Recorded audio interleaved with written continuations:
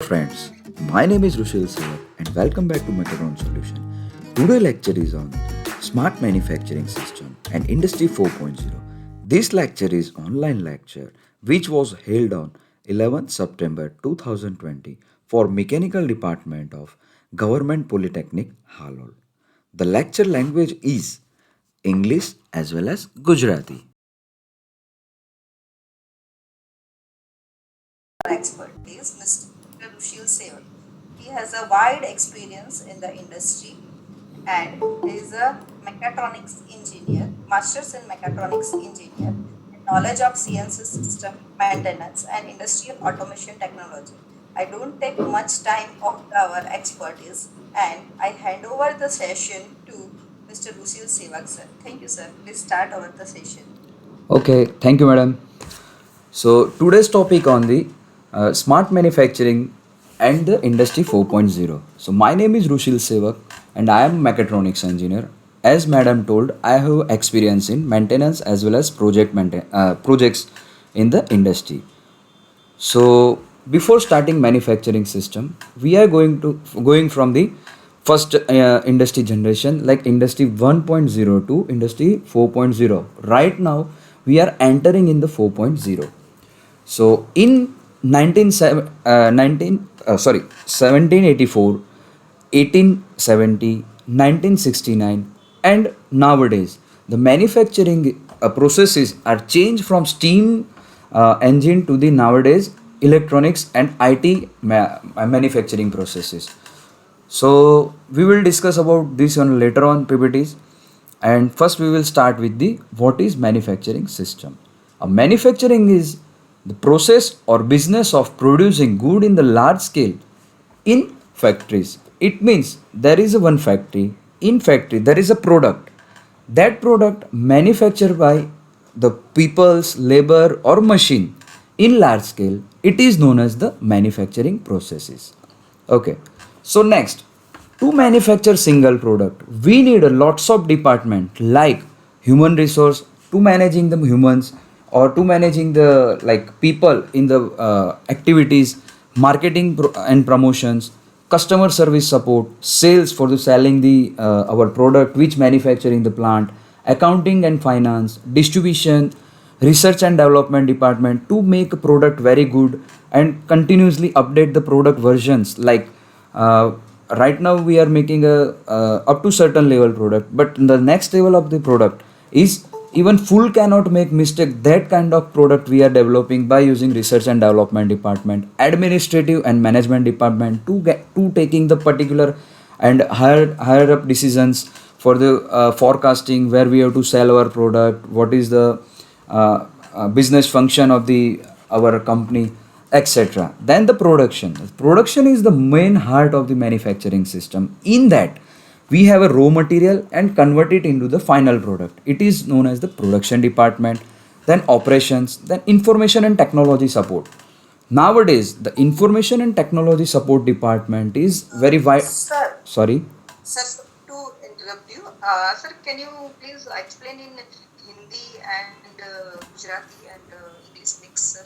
Okay, Because our okay. student level, so sorry, Okay, sir. okay, not an issue. I will explain it in Gujarati as well or English. So operation department જે છે તો એમાં કઈ રીતે perform કરવું, plannings છે એ બધું operation ડિપાર્ટમેન્ટમાં થાય. દેન ઇન્ફોર્મેશન ટેકનોલોજી સપોર્ટ ડિપાર્ટમેન્ટ. સો નાવડેઝ અત્યારે જે આપણે જઈ રહ્યા છે સ્માર્ટ મેન્યુફેક્ચરિંગ સિસ્ટમની વાત કરવા જઈ રહ્યા છે, ઇન્ડસ્ટ્રી 4.0 કે ઇન્ટરનેટ ઓફ થિંકો, એ બધું આઈઓટી ઇન્ફોર્મેશન ટેકનોલોજીના સપોર્ટના કારણે છે. બિકોઝ અત્યારથી 20 કે 30 વર્ષ પહેલાં બધું ચાલી જ રહ્યું હતું પણ એ બધું મેન્યુઅલ ડેટા એન્ટ્રી થતી હતી. ધારો કે કોઈક માણસ સેન્સરના ડેટા લે અને એ ડેટાને કમ્પ્યુટરમાં ફીડ કરે અને પછી એના ગ્રાફને એવું પ્લોટ કરે. હવે અત્યારે કેવું છે કે by the help of information technology સેન્સરના ડેટા એક કંટ્રોલર જોડે હોય અને એ કંટ્રોલર જે છે એ ડેટા ડાયરેક્ટ કમ્પ્યુટરમાં નાખી દે વિધાઉટ એની હ્યુમન ઇન્ટરેક્શન. તો આનાથી ડેટા મોનિપ્યુલેશન ના થાય અને જે બી આપણને સાચું રીડિંગ છે એ મળે. દેન પરચેઝિંગ. તો પરચેઝ ધારો કે કંપની છે એમાં આપણે પ્રોડક્ટ બનાવીએ છીએ તો for that we have two purchase the material from the outside. તો એ મટીરિયલ ક્યાંથી પરચેસ કરવું, કઈ રીતે પરચેસ કરવું, ટેકનિકાલિટી પેરામીટર્સ એના જોવાના હોય તો એ બધું પરચેસ ડિપાર્ટમેન્ટ કરે છે. And last is legal department. Legal department work is likely human resource department. It is require like કોઈ માણસ છે તો એને કંઈક જરૂર હોય, લોનની જરૂર હોય તો એ બધું કંપની પ્રોવાઈડ કરતી હોય છે. પ્લસ કંપનીના અમુક રૂલ્સ એન્ડ રેગ્યુલેશન્સ ફોલો કરવાના હોય, કોઈ બ્રેક કરે તો એની ઉપર પર્ટિક્યુલર રિસ્ટ્રિક્શન ડિસિઝન લેવાના હોય, તો this all activities done by the legal department. So manufacturing સિસ્ટમમાં આટલા ડિપાર્ટમેન્ટ ઇન્ક્લુડેડ હોય છે. પણ આ બધા ડિપાર્ટમેન્ટનું કામ એક જ હોય છે કે મેન્યુફેક્ચરિંગ જે છે એને ફાસ્ટ કરવું. અને મેન્યુફેક્ચરિંગ એટલે શું કે ટાઈમ કે જે ફાઇનલ પ્રોડક્ટ બનતા લાગે રો મટીરિયલમાંથી, એ ટાઈમને which is known as manufacturing time. અને બાકીનો જે બધો ટાઈમ છે કે રો મટીરિયલમાંથી ફાઇનલ પ્રોડક્ટ બનતા જે ટાઈમ લાગે છે એને મેન્યુફેક્ચરિંગ ટાઈમ કહેવાય. અને એના બાકીનો જે ટાઈમ છે એ બધા ટાઈમને આપણે મેન્યુફેક્ચરિંગ લીડ ટાઈમ કહેવાય. ફોર એક્ઝામ્પલ, આપણી કંપની છે, એ કંપનીને એક ઓર્ડર મળ્યો. ધારો કે એમાં આપણે પેન બનાવવાની છે, 5000 પેન બનાવવાની છે. તો 5000 પેન બનાવવાની છે, જ્યાં સુધી એનું રો મટીરિયલ મશીન ઉપર ના લાગે અને ફાઇનલ પ્રોડક્ટ ના બને ત્યાં સુધીનો જે બધો ટાઈમ છે, ઓર્ડર લાવવાનો, મટીરિયલ પરચેસ કરવાનો, પ્લાનિંગ કરવાનો, ડિઝાઇન કરવાનો, એ આગળનો મેન્યુફેક્ચરિંગ લીડ ટાઈમ કહેવાય. પ્લસ હવે રો મટીરિયલ મશીન ઉપર લાગી ગયું અને પેન બનવાની મેન્યુફેક્ચરિંગ ચાલુ થઈ ગયું અને ફાઇનલ પ્રોડક્ટ બોક્સમાં પેક થઈ ગઈ, ત્યાં સુધીનો ટાઈમ મેન્યુફેક્ચરિંગ ટાઈમ. અને પછીનો જે ટાઈમ છે, ડિસ્પેચનો ટાઈમ છે, મેઝરિંગ ટાઈમ છે, ઇન્સ્પેક્શન ટાઈમ છે, એ બધો જ મેન્યુફેક્ચરિંગ લીડ ટાઈમમાં કન્સિડર થાય છે. તો આ બધું જ આપણે શાના માટે કરીએ છીએ કે મેન્યુફેક્ચરિંગ લીડ ટાઈમ ઓછો કરવા માટે. તો એના પરથી આપણે જોવું હોય કે આપણું મેન્યુફેક્ચરિંગ કઈ રીતે જઈ રહ્યું છે, how our manufacturing system efficient or how our manufacturing system work. તો એ બધા પેરામીટર આપણને મેઝરેબલ પેરામીટર હોવા જોઈએ. First is production rate. So production rate ઉપરથી આપણને એ ખબર પડે કે આપણો મેન્યુફેક્ચરિંગ લીડ ટાઈમ જે છે એ આપણે ઘટાડીએ છીએ અને પ્રોડક્શન રેટ વધારીએ છીએ. Working process inventory. ધારો કે અત્યારે આપણું કામ ચાલી રહ્યું છે તો એમાં આપણે ઇન્વેન્ટરી એટલે રો મટીરિયલ કેટલું અટકાઈ રાખ્યું છે. જો આપણું મેન્યુફેક્ચરિંગ સિસ્ટમ સારી હોય, પ્લાનિંગ સારું હોય તો આપણે ઇન્વેન્ટરી પણ ઓછી રોકાય. તો જે ટાઈમે જેની જરૂર પડે એ જ મટીરિયલ આપણી જોડે અવેલેબલ હોય અને એ આપણે એનું ફિનિશ પ્રોડક્ટ બનાવીને, તો જે ટાઈમે આપણે જે મટીરિયલ જોઈએ એ આપણને મળી જાય, એને આપણે વર્ક પ્રોસેસ ઇન્વેન્ટરી કહે છે. પછી પર્સન્ટેજ ઓફ ડિફેક્ટ. અગર જો આપણું પ્લાનિંગ સારું હોય, મેન્યુફેક્ચરિંગ પ્રોસેસીસ સારી હોય, મશીનિંગ આપણે સારું કરતા હોય, proper speed feed depth of cut ઉપર કરતા હોય, તો જે પર્સન્ટેજ ઓફ ડિફેક્ટ્સ છે એ ઓછા થાય. તો મેન્યુફેક્ચરિંગ સિસ્ટમને સ્માર્ટ બનાવવા માટે આ બધા જ પેરામીટર આપણે ડેલી, વીકલી અને મંથલી એ બધા ટાઈમ બેઝ ઉપર લેવા પડે અને એ લઈને આપણે પ્રોસેસ કરીએ તો આપણને એકચ્યુઅલ ખબર પડે કે આપણું મેન્યુફેક્ચરિંગ સિસ્ટમ કઈ રીતે કામ કરી રહી છે. એના પછી આ પ્રોડક્શન વોલ્યુમ અને એટ લાસ્ટ કોઈ બી બિઝનેસ હોય કે કોઈ બી પ્લાન્ટ હોય, it is always take care about total cost about manufacturing, which is included maintenance, downtime or even we can say like purchasing. તો એ બધામાં જે બી આપણને ભાવ વધારે પડે અથવા તો મેન્ટેનન્સના લીધે મશીન બંધ પડે, બ્રેકડાઉન થાય, તો એ બધો જે ખર્ચો થાય એ ટોટલ કોસ્ટમાં એડ થાય.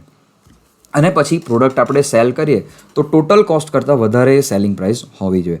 સો આ હોય તો આપણે એવું કહી શકીએ કે આપણું મેન્યુફેક્ચરિંગ સિસ્ટમ સારી જઈ રહી છે. પછી જે ફિઝિકલ એલિમેન્ટ છે મેન્યુફેક્ચરિંગ સિસ્ટમના એ કયા કયા છે? ફોર એક્ઝામ્પલ મશીન, એટલે મશીન આપણે જે વાપરીએ છીએ એ. પછી એના માટે આવે છે ટૂલિંગ. એના પછી આવે છે મટીરિયલ હેન્ડલિંગ ઇક્વિપમેન્ટ્સ. ધારો કે આપણે મશીન છે તો કોઈ જોબ ભારે હોય તો એને આપણે ટર્નિંગ પર લગાવવાનો હોય અથવા તો મશીનિંગ સેન્ટર ઉપર માઉન્ટ કરવાનો હોય, તો એના માટે ક્રેન ના હોય તો આપણે પ્રોપરલી એનું અરેન્જમેન્ટ કરવું જોઈએ કે મટીરિયલને હેન્ડલ કરવા માટેના ઇક્વિપમેન્ટ. ફોર એક્ઝામ્પલ ક્રેન છે, કેન્ટિલીવર ક્રેન છે, પછી આપણે કહી શકીએ એને ઓર્ડર પિકર્સ છે, ફોર્કલિફ્ટ્સ છે, હાઇડ્રા છે, એક્સેટ્રા. પછી પીપલ એટલે માણસો, કે આ બધા જ મેન્યુફેક્ચરિંગ સિસ્ટમના ફિઝિકલ કમ્પોનન્ટ છે. તો આ બધા પ્રોપર કામ કરે તો આપણે ઉપરના મેઝરેબલ પેરામીટર છે તો એમાં જે લોસ હોય અને જે આપણે પ્રોડક્ટિવિટી વધારવાની છે તો એ બધામાં આપણને ઇમ્પ્રુવમેન્ટ થશે. પણ અત્યાર સુધીની જે day by day daily manufacturing system છે તો એમાં કઈ રીતનું કામ હોય કે આ જે ફિઝિકલ એલિમેન્ટ છે એ બધાને માણસ મોનિટર કરે અને એ બધા ડેટા કમ્પ્યુટરમાં નાખે અને કમ્પ્યુટરમાં આપણે મેન્યુઅલી એક્સેલ શીટ અથવા તો અલગ અલગ સોફ્ટવેર યુઝ કરી અને આપણે ડેટા પ્રિડિક્ટ કરીએ છીએ. પણ સ્માર્ટ મેન્યુફેક્ચરિંગ સિસ્ટમમાં શું હોય છે કે આ બધા જ મેઝરેબલ પેરામીટર, ફોર એક્ઝામ્પલ મશીન છે, ટૂલિંગ છે, મટીરિયલ હેન્ડલિંગ ઇક્વિપમેન્ટ છે, એ બધા જ પર આપણે સેન્સર અટેચ કરીએ છીએ અને સેન્સર અટેચ કરીને એક પીએલસી અથવા તો ઓટોમેશન કંટ્રોલરમાં લઈએ છીએ અને બધો ડેટા એક સેન્ટ્રલાઇઝ યુનિટ પર આપણે લઈ જઈએ છીએ કે જે આપણા ઇન્ડસ્ટ્રીનું કંટ્રોલ રૂમ કહેવાય અને ત્યાં એ ડેટા જાય અને ત્યાંથી આપણું મેનેજમેન્ટ છે એ બધા ડેટા મોનિટર કરે વિધાઉટ એની હ્યુમન ઇન્ટરેક્શન અથવા તો હ્યુમનના ડેટા મોનિપ્યુલેશન કર્યા વગરના ડેટા એકચ્યુઅલ ડેટા ફિલ્ડમાંથી મળે. તો આ સિસ્ટમને આપણે સ્માર્ટ મેન્યુફેક્ચરિંગ સિસ્ટમ કહીએ છીએ. એ હજુ ડિટેલમાં આપણે આગળ જોઈશું.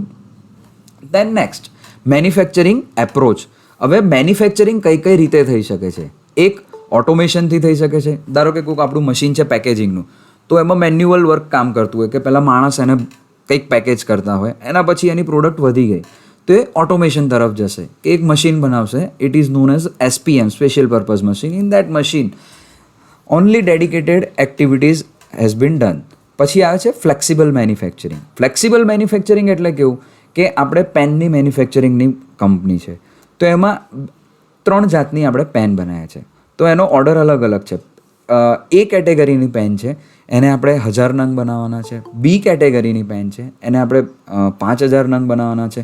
તો આ બધું જ આપણે એક જ મેન્યુફેક્ચરિંગ પ્લાન્ટમાં એકોમોડેટ કરવું હોય અને આપણો પ્લાન્ટ ફ્લેક્સિબલ મેન્યુફેક્ચરિંગ પ્લાન્ટ હોય તો આપણે ઇઝીલી એમાં મેન્યુફેક્ચર કરી શકીએ છીએ.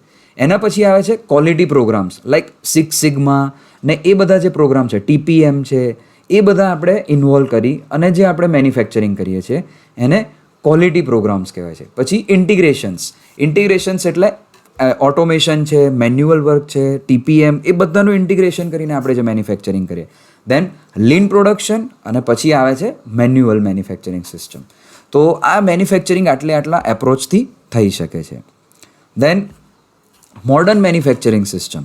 તો મોડર્ન મેન્યુફેક્ચરિંગ સિસ્ટમમાં શું હોય છે, આવું થતું હોય ત્યારે બહુ બધા ડેટાને હેન્ડલ કરવા પડે અને કોઈ પર્ટિક્યુલર માણસ જો હેન્ડલ કરતો હોય અથવા તો હ્યુમન અથવા તો મેન્યુઅલી ડેટા કંટ્રોલ થતો હોય તો એ ડેટાને આપણે ઘણું બધું મોનિપ્યુલેશન કરી શકીએ છીએ. ધારો કે માણસ કોઈ ડેટા નાખે તો એ કોઈ માણસની ભૂલ છુપાવવા માટે એ ડેટામાં મોનિપ્યુલેશન કરી શકે છે. પણ આ બધો જ ડેટા એ બધું એક સેન્સર નેટવર્કમાં કનેક્ટેડ હોય અને એ ડેટા ઓટોમેટિકલી સેન્સર કેપ્ચર કરી અને આપણને સિસ્ટમમાં આપે.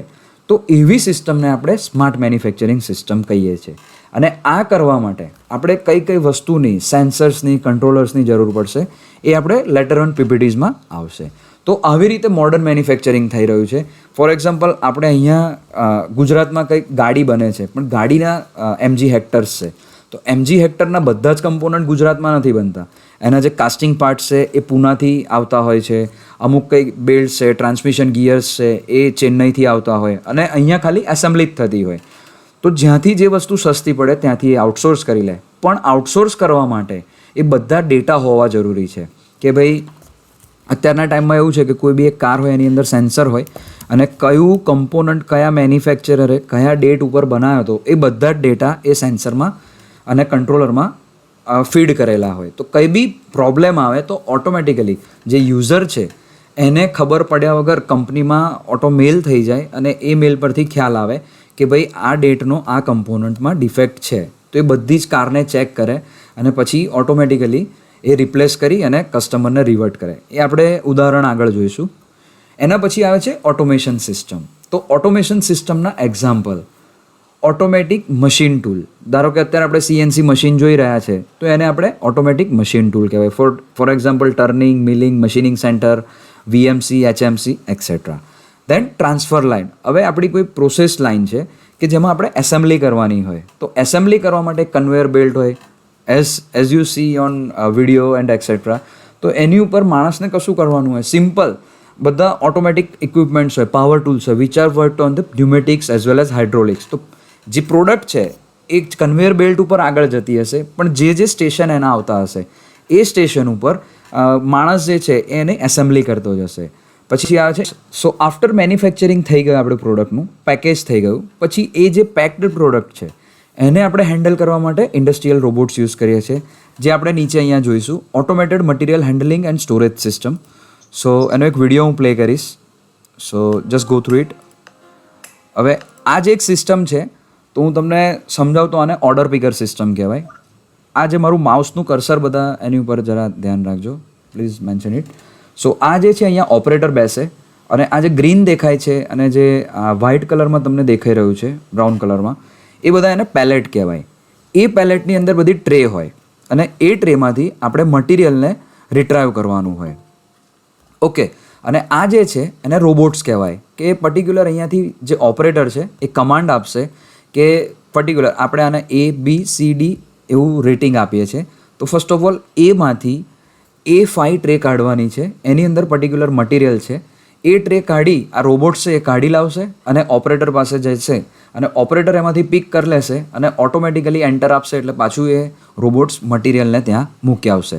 It is known as order picker. Generally મોટી કંપની જે હોય એની અંદર આવા ઓર્ડર સ્પીકર્સ યુઝ થતા હોય છે, અને રિસેન્ટલી અમારી કંપનીમાં બી યુઝ થાય છે અને અમે એનું મેન્ટેનન્સ એઝ વેલ એઝ એનું ડેવલપમેન્ટ બી કરતા હોઈએ છીએ. તો let's watch video of that order picker. Okay okay,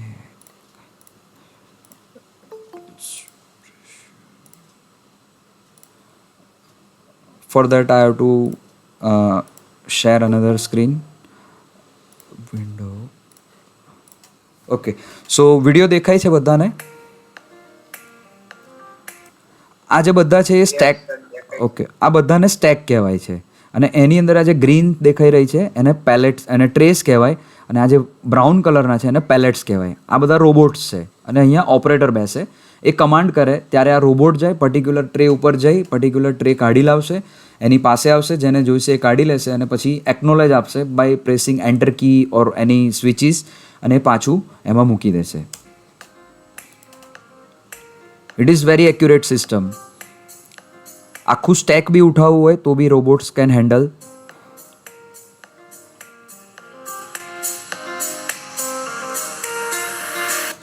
આ જે છે એ હાઇડ્રોલિક હોય અથવા તો મિકેનિકલ રેક એન્ડ પિનિયન પર કામ કરતું હોય.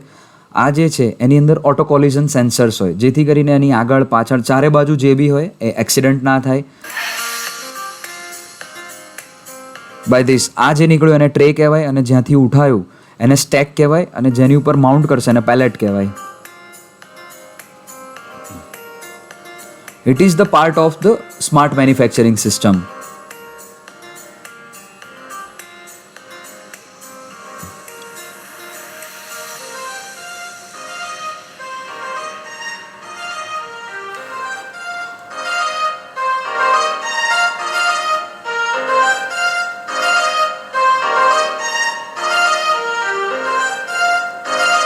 આ જે છે આપણે આખું જે સ્ટેક જે છે એ સ્ટેક આપણું આપણે આખું મૂવ કરવું હોય તો એ બી થઈ શકે.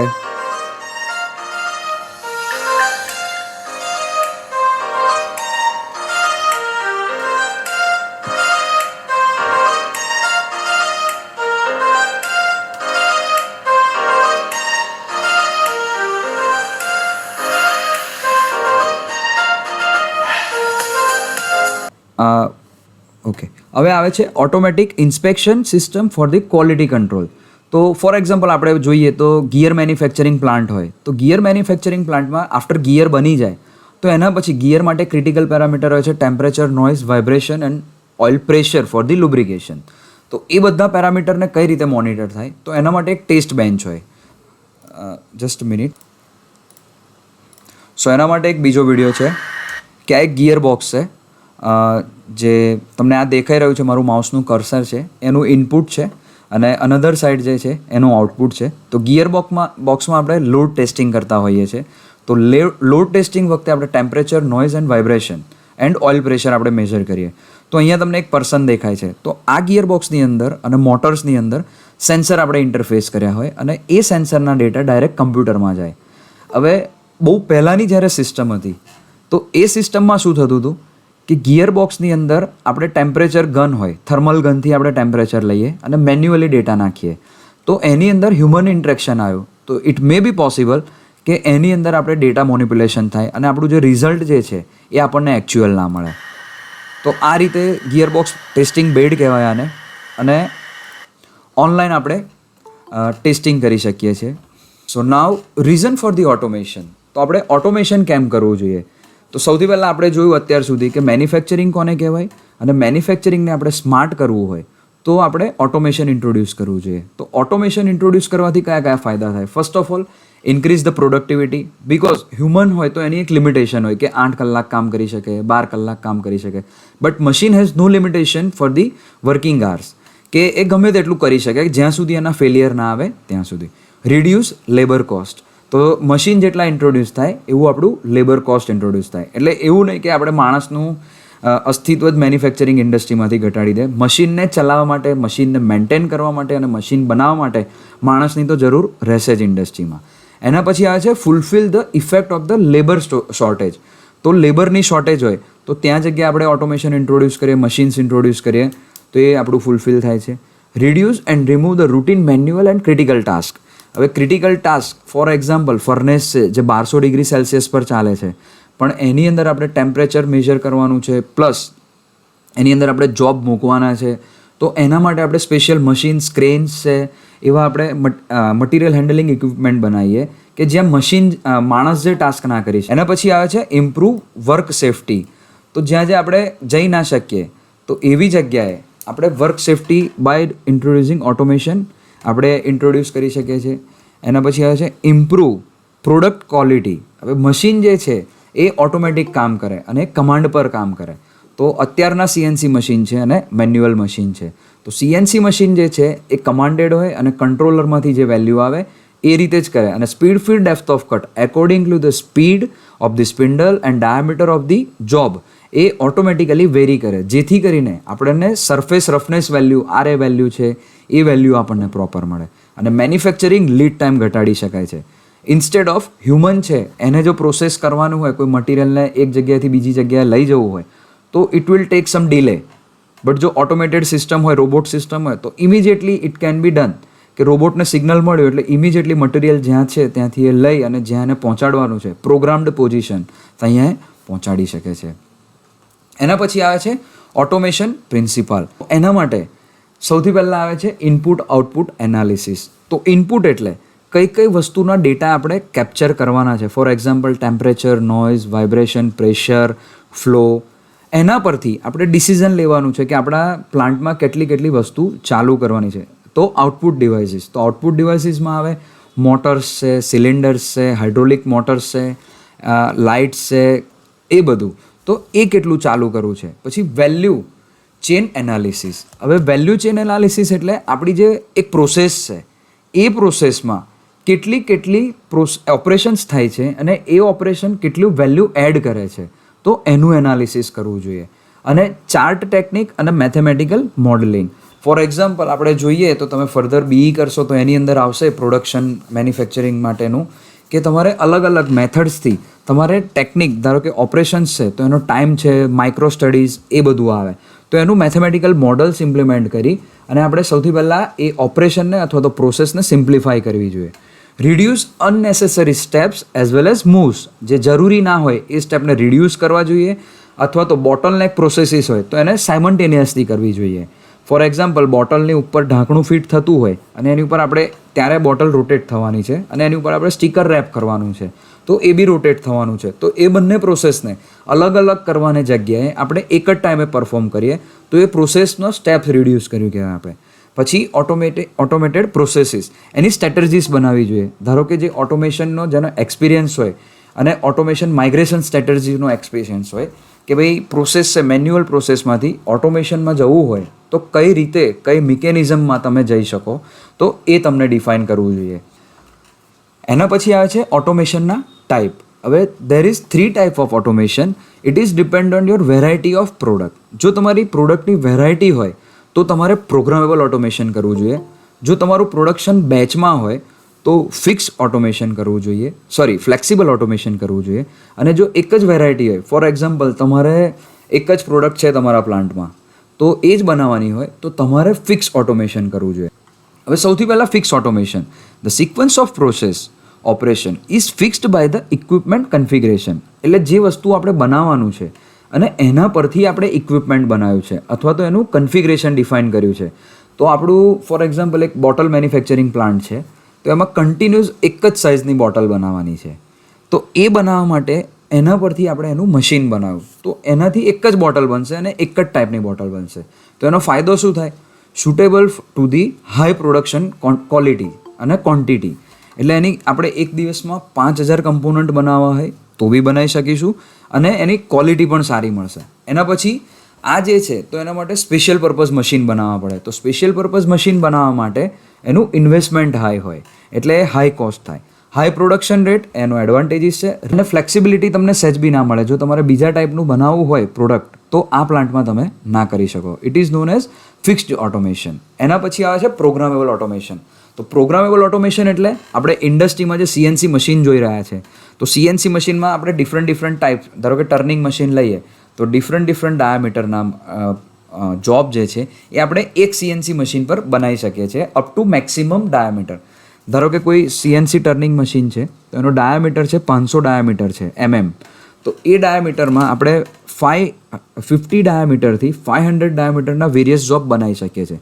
પણ એના માટે આપણે પ્રોગ્રામ ચેન્જ કરવો પડે અને એ પ્રોગ્રામ ચેન્જ કરવો એ આપણા માટે ઇઝી છે કે જેને સીએનસી જી કોડ એમ કોડ આવડતા હોય એ ઇઝીલી એની ઉપર કોઈ બી 50 ડાયામીટરથી 500 ડાયામીટરના જોબ એક મશીન પર બની શકે છે.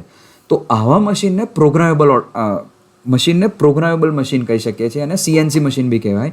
અને આ આખા પ્લાન્ટને પ્રોગ્રામેબલ ઓટોમેશન કહેવાય. આની અંદર વેરાયટી તમે ચેન્જ કરી શકો but up to certain limits કે ભાઈ તમારું મશીન છે એની ઉપર 50 ડાયામીટરથી 500 ડાયામીટર હેન્ડલ થાય છે તો આને પ્રોગ્રામેબલ ઓટોમેશન કહેવાય. એના પછી જઈએ તો ફ્લેક્સિબલ ઓટોમેશન. ધારો કે તમારો પ્લાન્ટ છે તો એની ઉપર તમારે ટર્નિંગ બી કરવાનું છે અને મિલિંગ બી કરવાનું છે. તો એવું તમારે ડેવલપ કરવું હોય તો એવા ટર્ન મિલ મશીન આવતો હોય બટ એ બહુ જ હાઈ કોસ્ટ હોય.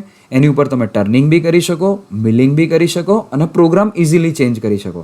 પણ આવું જ્યાં પ્રોડક્શન કે મેન્યુફેક્ચરિંગ થતું હોય તો ત્યાં જે પ્રોડક્ટની ફોર અ ડે, ધારો કે પ્રોડક્શન આગળના બે જોયા આપણે ફિક્સ ઓટોમેશન જોયું અને પ્રોગ્રામેબલ ઓટોમેશન જોયું. તો એના કરતાં ફ્લેક્સિબલ ઓટોમેશનનું જે મેન્યુફેક્ચરિંગ રેટ છે એ ઓછો હશે કારણ કે આની અંદર ઘણા બધા ઓપરેશન એટ અ ટાઈમ કરવાના હોય છે. That's why. So automation strategies. તો ઓટોમેશન આપણે ડિસાઇડ કરીએ કે હવે આપણે આપણું જે મેન્યુફેક્ચરિંગ પ્લાન્ટ છે એને આપણે ઓટોમેશનમાં લઈ જવો છે અથવા તો સ્માર્ટ મેન્યુફેક્ચરિંગ પ્લાન્ટ બનાવવો છે. તો એના માટે આપણે શું કરવું જોઈએ? તો સ્પેશિયલાઇઝેશન ઓપરેશન્સ કે કયા ઓપરેશન આપણે કઈ રીતે રિમૂવ કરી શકીશું. કોમ્બિનેશન ઓફ ઓપરેશન કર્યા પછી એનું સિમ્યુલેશન કરવું જોઈએ, ઇન્ટિગ્રેશન કરવું જોઈએ કે ભાઈ એક ઓપરેશન છે એને આપણે બે ના કરીએ અને એકમાં જ આપણે ઇન્ટ્રોડ્યુસ અથવા તો કવર કરી લઈએ. તો એના માટેનું બેસ્ટ ઉદાહરણ છે VTL, વર્ટિકલ ટરેટ મશીન. તો વર્ટિકલ ટરેટ લેથ જે છે એની ઉપર આપણે ઓડી એટલે outer diameter as well as face of the round bar એ બી આપણે બંને સાયમલ્ટેનિયસલી ટર્ન કરી શકીએ છીએ. પછી આવે છે ઇન્ક્રીઝ ધ ફ્લેક્સિબિલિટીઝ કે આપણું જે મેન્યુફેક્ચરિંગ પ્લાન્ટ છે અને એમાં આપણે જો ઓટોમેશન ઇન્ટ્રોડ્યુસ કરવું જ હોય તો એમાં ફ્લેક્સિબિલિટી આપણે કેટલી પ્રોવાઈડ કરી શકીએ છીએ. એના પછી improve material handling and storage system, inline inspection. For example આપણે કોઈ મશીન છે અને ગિયર બોક્સ છે તો ગિયર બોક્સની એસેમ્બલી કરવી હોય તો એનો ઇનપુટ શાફ્ટની આપણે એસેમ્બલી કરી તો એ જ ટાઈમે એનો રનઆઉટ જે છે, એક્સિયલ પ્લે છે, રેડિયલ પ્લે છે એ જ ટાઈમે આપણે મેઝર કરી લેવી જોઈએ. તો એનાથી આપણી ફાઇનલ પ્રોડક્ટ બને અને ત્યારે છેલ્લે મેઝર કરીએ તો આખો ગિયર બોક્સ ડિસમેન્ટલ કરીને ફરી એસેમ્બલી કરવી પડે. તો એ ના થાય એના માટે આપણે પહેલેથી જ એનું ઇનપુટ શાફ્ટ માઉન્ટ કરીએ ત્યારે જ એક્સિયલ પ્લે, રેડિયલ પ્લે અને રનઆઉટ ચેક કરી લેવું જોઈએ. એના પછી આવે છે પ્રોસેસ કંટ્રોલ એન્ડ ઓપ્ટિમાઇઝેશન. આ કરવા માટે આપણે કંપનીમાં ઇન્ડસ્ટ્રીયલ ડિપાર્ટમેન્ટ હોય કે જે આપણી ડિફેક્ટ આવતી હોય એ કઈ રીતે રિડ્યુસ કરે અથવા તો કમ્પોનન્ટની ક્વોલિટી કયા પેરામીટર્સથી આપણે સારી લાવી શકીએ છીએ in terms of speed, feed, depth of cut એને આપણે કંટ્રોલ કરી આપણા જોબ ઉપર ઓછી ડિફેક્ટ આવે અને depends on speed, feed, depth of cut we can consume or optimize the machine power. એટલે મશીનનું જે પાવર જે કન્ઝપ્શન છે એ બી આપણે કંટ્રોલ કરી શકીએ છીએ by controlling the speed, feed, depth of parameter in the CNC machine. The plant operation control and last computer integrated manufacturing. હવે આપણે જોઈએ તો પહેલાંના જમાનામાં એટલે બિફોર ઓફ 10 ડિકેડ લોકો ડ્રોઈંગ જે કરતા હતા એ બ્લુ પ્રિન્ટ્સમાં આવતા હતા. But nowadays we are using AutoCAD, ANSYS, Creo etcetera. તો એનાથી આપણું જે ડ્રોઈંગ હોય જે ANSYSમાં આપણે એનાલિસિસ કરવું હોય before making the product we can analyze the product and predict the performance of that particular product by providing dynamic as well as static load on the product. આ જે વસ્તુ છે આપણે ANSYSમાં પ્રોડક્ટનું મોડલ બનાવીએ અને એ મોડલની ઉપર આપણે પેરામીટર્સ નાખીએ dynamic as well as static load અને એના પરથી આપણે પરફોર્મ કરીએ તો તો એનું રેન્ડર કરે અને એના પરથી આપણે જાણી શકીએ કે આ પ્રોડક્ટ જો આવી રીતે બનશે, આ પેરામીટરથી બનશે, તો એની ઉપર આ ઇફેક્ટ આવી શકશે આટલા લોડની. તો એ આપણે કમ્પ્યુટર ઇન્ટિગ્રેટેડ મેન્યુફેક્ચરિંગથી કરી શકીએ. હવે ઓટોમેશન આપણે માઇગ્રેશન કરવું હોય તો એ કઈ રીતે કરવાનું? ફોર એક્ઝામ્પલ, તમારી એક એસેમ્બલી લાઇન છે, એની અંદર 10 પ્રોસેસ થાય છે અથવા તો 10 એસેમ્બલી થાય છે. તો આપણે 10 એક સાથે એનું ઓટોમેશન કરવું એ સારું નથી. એને ડિવાઈડ કરવું જોઈએ phase 1, 2, 3 up to n numbers of ફેઝિસ. હવે સૌથી પહેલાં બધી મોટી પ્રોસેસને નાનામાં માઇગ્રેટ કરી દેવી જોઈએ. ધારો કે 50 ઓપરેશન થતા હોય અને એક ફાઇનલ પ્રોડક્ટ બનતી હોય તો આપણે ડિફરન્ટ 5-5ના ફેઝ બનાવી દેવા જોઈએ. તો ફર્સ્ટ આપણે 5 પ્રોસેસને ઓટોમેટ કરવાની, એ પરફેક્ટ થાય અને પ્રૂવન થાય, એના પછી આપણે સેકન્ડ સ્ટેજમાં જવાનું અને આવી રીતે એનું માઇગ્રેશન થાય. જો તમે એક સાથે ઓટોમેશન કરવા જશો તો maybe you are lagging something or missing something. તો એ મિસ થઈ જશે તો તમને જોઈતું એવું પ્રોડક્શન અથવા તો જોઈતું એવું પરફોર્મન્સ નહીં મળે. અને છેલ્લે હ્યુમન નેચર જે એવો છે કે ઓલવેઝ એ કોઈની ઉપર ઢોળી દે કે આ મિસ્ટેક જે છે it is not due to human interaction. તો એવું થઈ શકે છે અને ઓટોમેશન ઇન્ટ્રોડ્યુસ કર્યું એના લીધે આવું થયું. તો એવું ના થાય એના માટે માઇગ્રેશન કરતા હોય ઓટોમેશનનું તો ફેઝ બાય ફેઝ કરવું જોઈએ. હવે ઓટોમેશનની આપણે વાત કરી, એ જે થયું અત્યાર સુધી આપણે વાત કરી કે ઇન્ડસ્ટ્રીયલ મેન્યુફેક્ચરિંગ સિસ્ટમ સ્માર્ટ કઈ રીતે બનાવવું. તો by introducing automation, PLC, CNC systems અને આપણે જે કમ્પ્યુટર ઇન્ટિગ્રેટેડ મેન્યુફેક્ચરિંગ ફેસિલિટીઝ છે એ ઇન્ટ્રોડ્યુસ કરવાથી મટીરિયલ હેન્ડલિંગ પ્રોસેસ અને સ્ટોરેજ જે છે એ આપણે સુધારીએ તો આપણે મેન્યુફેક્ચરિંગ સિસ્ટમ સ્માર્ટ બનાવી શકીએ. પણ સ્માર્ટ બનાવવું એ શેના માટે? એ જે મેં પહેલાં ડિસ્કસ કર્યું કે જે મેન્યુફેક્ચરિંગ સિસ્ટમના મેઝરેબલ પેરામીટર છે એમાં આપણને ઇમ્પ્રુવમેન્ટ મળે. લાઇક પ્રોડક્ટિવિટી ઘટે, ડિફેક્ટ ઘટે, પછી આપણું મેન્યુફેક્ચરિંગ લીડ ટાઈમ છે એ ઘટે અને મેન્યુફેક્ચરિંગ ટાઈમ સ્મોલ થાય. તો આ બધું કરવા માટે આપણે મેન્યુફેક્ચરિંગ સિસ્ટમ સ્માર્ટ બનાવીએ છીએ. તો એ કરવા માટે હવે આપણે ઇન્ડસ્ટ્રી 4.0 સ્ટાન્ડર્ડ આવે છે. તો ઇન્ડસ્ટ્રી 4.0 એટલે શું? તો એ હું હવે અહીંયા તમને સમજાવીશ. એના માટે એક વિડીયો છે એ એક્સપ્લેન કરીશ કે જે industry standard 1.0, industry 2.0 and 3.0 and 4.0 એની અંદર શું ઇમ્પ્રુવમેન્ટ આવ્યા એ હું તમને ડિટેલમાં એ ડિક્ટેટ કરવા માટે એક વિડીયો છે એ હું તમને બતાવીશ. So let's begin with video. So આ જે છે આ તમને એક ફોટો પરથી દેખાતું હશે કે પહેલાંના જમાનામાં જે છે આજથી 18મી સદીમાં, સો 18sમાં તો કઈ રીતે મેન્યુફેક્ચરિંગ થતું હતું. તો એ વખતે શું હતું એ અહીંયા બતાવીશું. તો એ વખતે આખું મેન્યુઅલ વર્ક હતું અને ઓનલી સ્ટીમ ટર્બાઇનથી પાવર જનરેટ કરીને આપણે મશીનાઇઝેશન કર્યું હતું કે ઇટ ઇઝ ઇન 1784, બરોબર છે. એના પછી ઇન્ટ્રોડ્યુસ થયું માસ પ્રોડક્શન. પહેલાં માણસે અથવા તો ઇન્ડસ્ટ્રીએ એક પ્રોડક્ટ બનાવી. એ પ્રોડક્ટ બન્યા પછી 80sમાં એમને માસ મેન્યુફેક્ચરિંગ કરવું પડ્યું. તો એના માટે એમને એસેમ્બલી લાઇન બનાવવી પડી. થતું હતું કામ મેન્યુઅલી જ, પણ એક કન્વેયર બેલ્ટ હોય એની ઉપર પ્રોડક્ટ જતી હોય અને આજુબાજુમાં માણસ હોય એ એસેમ્બલી કરે. તો આ જે સ્ટાન્ડર્ડ છે એને ઇન્ડસ્ટ્રી 2.0 કહેતા હતા in 1870.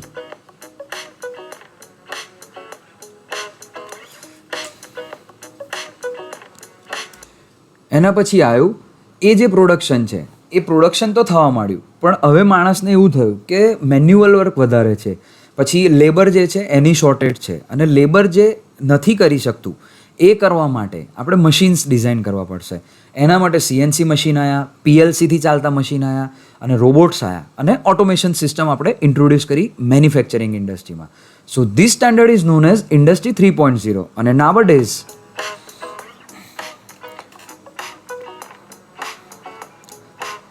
today's scenario is industry 4.0 and now we are going to talk about industry 4.0.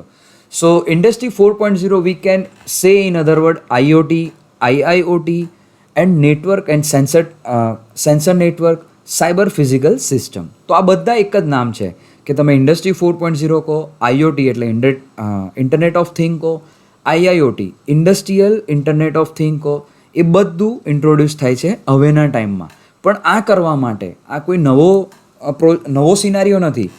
આ 90sથી આ પોપ્યુલર છે, પણ એ વખતે હડલ્સ જે હતા અને એના માટે પોપ્યુલર નહોતું 4.0. હવે એ કઈ રીતે પોપ્યુલર થઈ તો એના માટે ડિસ્કસ કરીશું આપણે. ઇન્ડસ્ટ્રી 4.0 સ્ટાન્ડર્ડ પર અથવા તો પ્લેટફોર્મ પર સ્વિચ થવા માટે આપણે કઈ કઈ ટેકનોલોજીની જરૂર પડે, કયા નોલેજની જરૂર પડે, that we are discussing right નાઉ.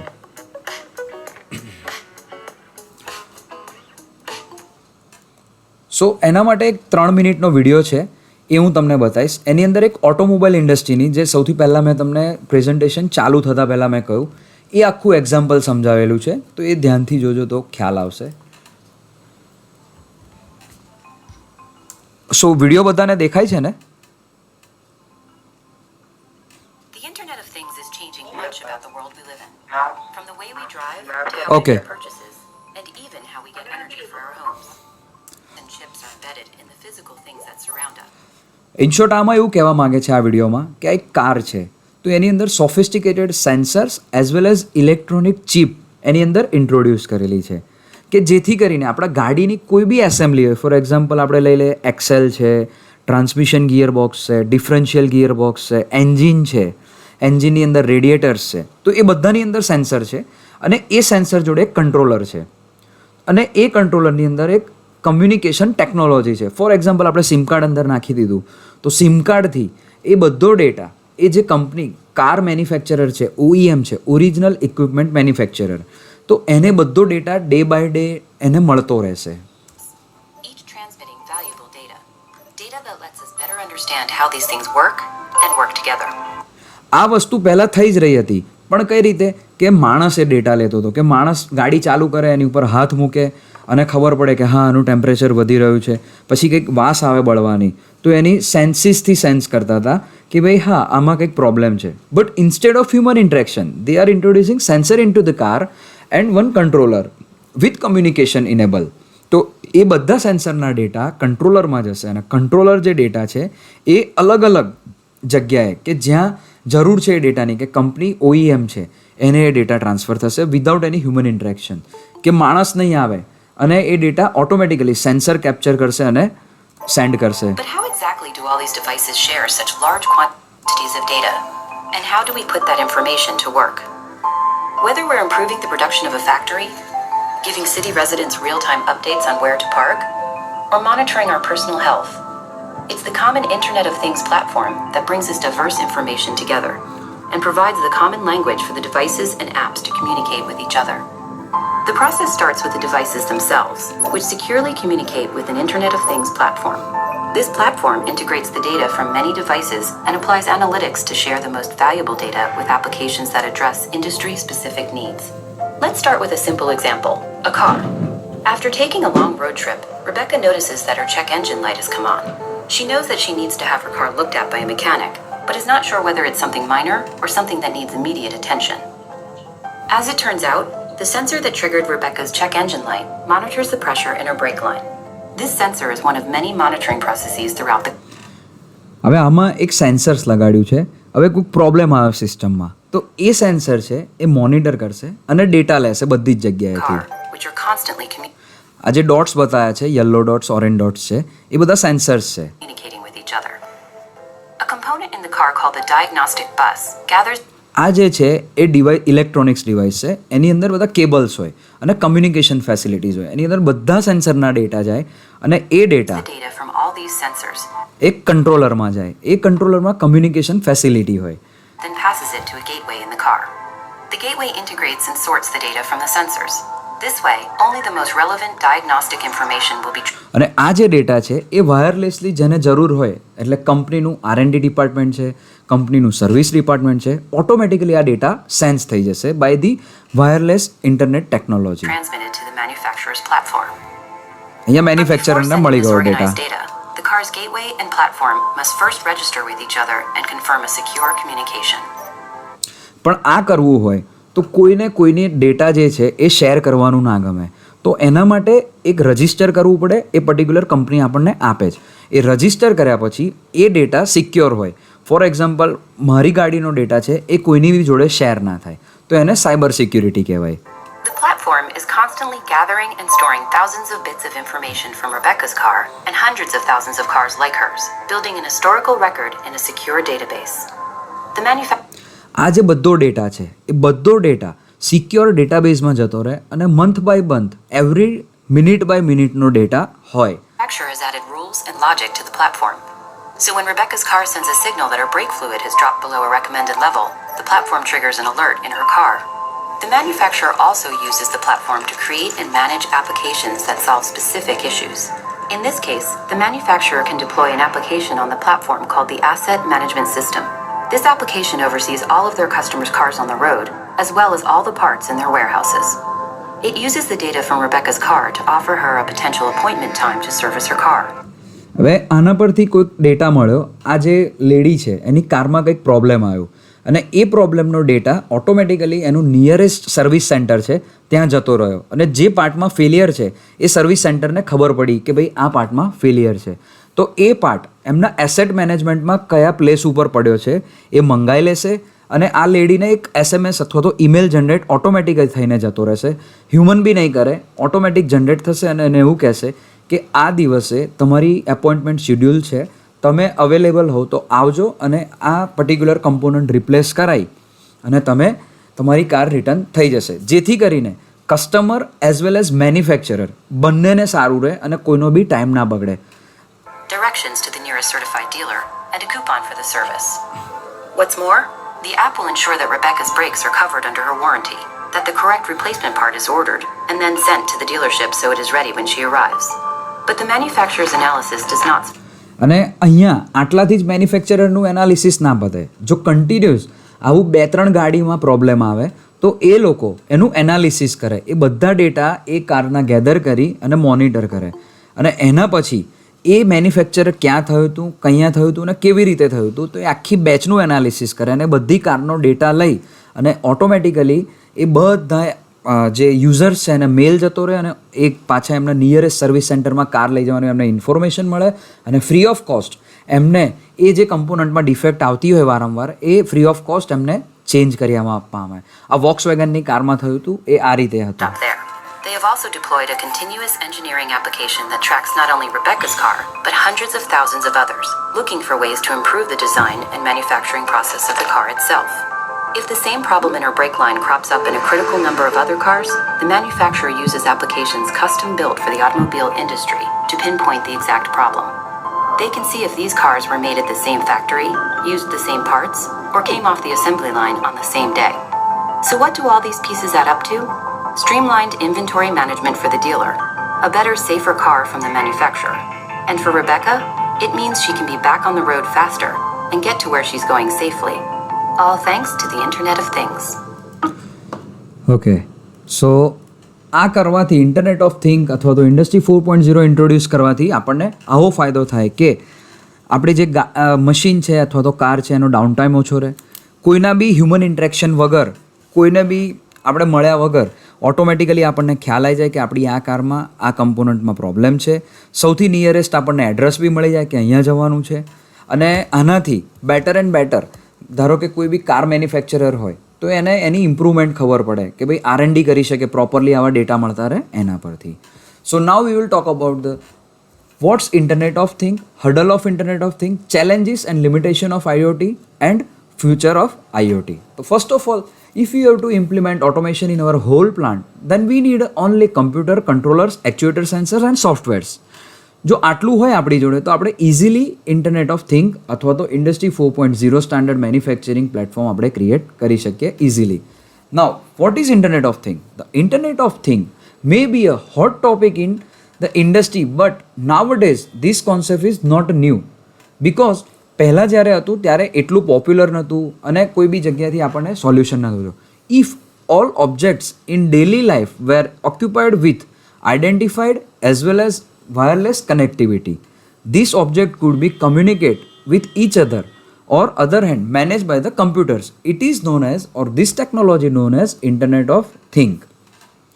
હવે આમાં ઇન્ટરનેટ ઓફ થિંગ 90sમાં જ્યારે આપણે ડેવલપ કરવું હતું તો એના માટેના શું હર્ડલ્સ હતા? At the time the industry vision require major technology improvement. ધારો કે 90sના જે મશીન હતા એ બધા જ મશીનમાં કંટ્રોલર, PLC અથવા તો ઓટોમેશન કંટ્રોલર નહોતા આવતા, એ બધા રિલે બેઝ અથવા તો કોન્ટેક્ટર લોજિક બેઝ હતા, એમાં વાયરિંગ બહુ આવતું હતું. તો એની અંદર સેન્સર ઇન્ટ્રોડ્યુસ કરવા અને કંટ્રોલર નાખવા એ બહુ જ કોસ્ટલીયર હતું, દેટ નહોતા કરી શકતા. પણ અત્યારના કોઈ બી તમે મશીન લેશો કોઈ નાનું મશીન લેશો અથવા તો મોટું મશીન લેશો તો એની અંદર પીએલસી આવશે અથવા તો ઓટોમેશન કંટ્રોલર આવશે which have communication facility over a internet or a LAN. તો easily you can capture the data from the machine and you will analysis in your computer. After all how would we connect everything on plant. હવે બધી જ વસ્તુ છે આપણે IoT 4.0 ઉપર જવું હોય અથવા તો ઇન્ડસ્ટ્રી 4.0 ઉપર ટ્રાન્સફર થવું હોય તો કંપની અથવા તો પ્લાન્ટ એને જેટલા પણ ડિવાઇસીસ છે અથવા તો જેટલી પણ વસ્તુ છે એ બધી કનેક્ટેડ હોવી જોઈએ આપણા ઇન્ટરનેટ જોડે અથવા તો આપણા નેટવર્કમાં. ફોર એક્ઝામ્પલ આપણે એક મશીન છે તો એ મશીનમાં જેટલી પણ એસેસરીઝ હોય અથવા તો એસેમ્બલીઝ હોય એ બધી એસેમ્બલીને આપણે temperature, noise, vibration. For example machine હોય તો મશીન આપણું સારું ચાલી રહ્યું છે પણ જો એ બગડે અને એના લીધે આપણને જે લોસીસ થાય તો એ લોસ આપણે બેર નથી કરી શકતા. તો એક ફોર એક્ઝામ્પલ મારી જોડે એક મશીન છે, એ મશીન પર આર ચાલે તો એનો 15,000 રેટ છે. એ મશીન 1 કલાક 2 કલાક બંધ રહે તો મને એકોર્ડિંગલી મલ્ટીપ્લાય બાય 15,000 લોસ જાય. તો એ લોસ હું બેર ના કરી શકું. તો એના માટે એ મશીનમાં ટેમ્પરેચર, વાઇબ્રેશન, નોઇઝ બધી એસેમ્બલી ફોર એક્ઝામ્પલ સેન્સર્સ લગાડવા એ પોસિબલ નહોતું. તો એ વખતે એ કોસ્ટ હતી. What type of wireless communication could be built in devices. ધારો કે સેન્સર્સ છે તો સેન્સરની અંદર કયા ટાઈપનું આપણે વાયરલેસ કમ્યુનિકેશનની જરૂર પડશે એ પહેલાં કોઈને ખ્યાલ નહોતો. તો એ એક હડલ હતો. પછી બધી જ ડિવાઇસીસ ધારો કે અત્યારે આપણે છે તો ઇન્ટરનેટ ઉપર બહુ ઓછી ડિવાઇસીસ કનેક્ટેડ હતી પહેલાંના 10 વર્ષ પહેલાં. પણ અત્યારે જો 4.0 ઉપર ટ્રાન્સફર થવું હોય આપણે પ્લેટફોર્મ પર તો બધી જ ડિવાઇસીસ ફોર એક્ઝામ્પલ બધા જ સેન્સરો આપણે કનેક્ટ કરવા પડે ઇન્ટરનેટ ઉપર.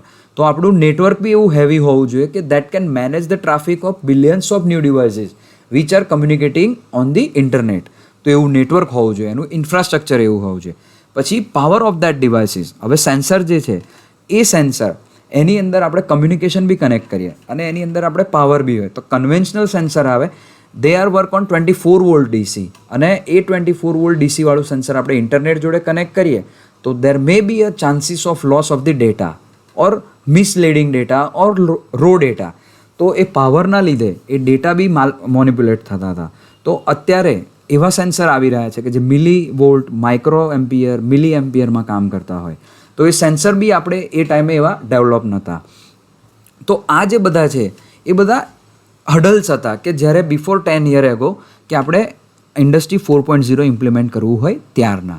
પણ હવે કોઈક બીજો પ્રશ્ન આપણી સામે એ બી આવે કે એ ટાઈમે કમ્પ્યુટર્સ બી હતા. તો કમ્પ્યુટર હતા તો આપણે એની અંદર ડેટા નાખી દઈએ તો આપણને બધું જેવું ઇન્ડસ્ટ્રી 4.0માં ગ્રાફ્સ મળે છે એ બધું આપણને આઉટપુટ મળે છે, એનાલિસિસ બી કરી શકીએ. પણ એ જે ડેટા જે છે એ મેન્યુઅલ હ્યુમન ઇન્ટરેક્શનથી આવતા હતા ડેટા અને એ ડેટા હ્યુમન પુટઅપ કરતા હતા કમ્પ્યુટરમાં.